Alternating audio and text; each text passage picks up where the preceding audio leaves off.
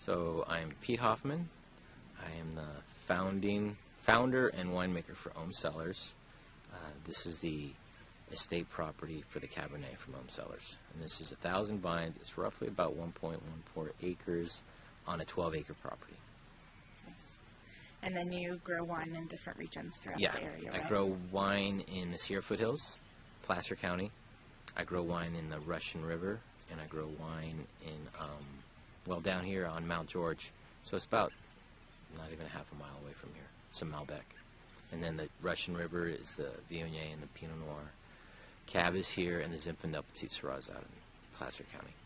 When I came on this property, it was already planted, and that made it challenging in order to try to see what to do with the soils, because I couldn't come in here and rip it and apply heavy amendments into the soils that were needed. Luckily, the soils were pretty healthy in regards to the sufficient phosphorus and potassiums and whatnots. My routine is I incorporate animals into the property. I really let them take the lead charge in regards to soil conditioning. I do a barrel spray 3 times a year on the soils. Try to do it around wet times before it rains. I will spot fertilize in regards to if there's a deficiency in a certain area. I will add more compost under vine,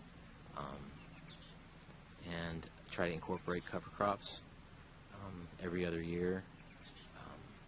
Last year 2013 was really tough because it didn't rain in the springtime, so I don't have a lot of effects of what I planted in 2013. This last year I didn't plant a cover crop.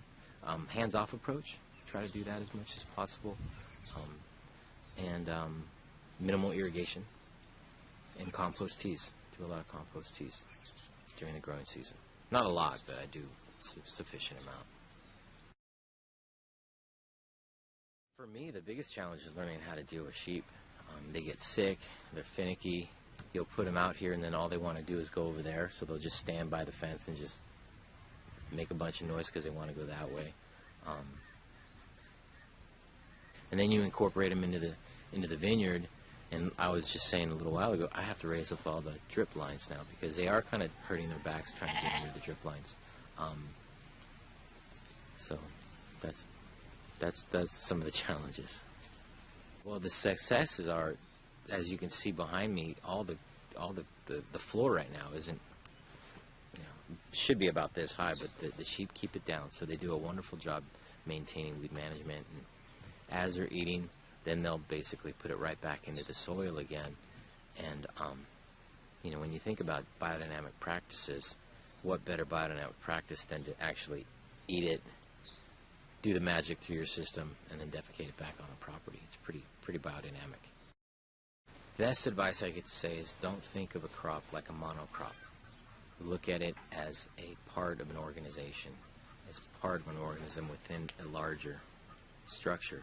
So, for example, when I look at a vineyard, the very first thing I want to look at is what's growing underneath the vines, because the vines are a reflection of the soil health, and the soil health is a reflection of what's growing from the soil. And if you have this barren wasteland, then that's really telling me that what's in the soil is kind of a barren wasteland as well. I want to see it teamed with life. And when you look at a healthy floor of a vineyard or a healthy floor in a forest, you're going to see all different types of vegetation, which is a representation of all the different types of microorganisms that are in that soil. So look at your vineyard as a polyculture as opposed to a monoculture.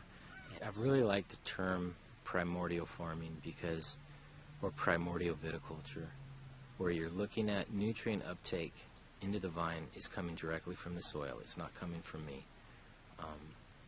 Maybe some micros, foliar-wise, during specific times of the year. I'll do that. But really, I try to stay hands-off and pay a lot of attention to the soils. So again, primordial viticulture, meaning I want the cell division and the uptake to be happening down in the roots, and try to stay away from adding anything to the leaf tissue.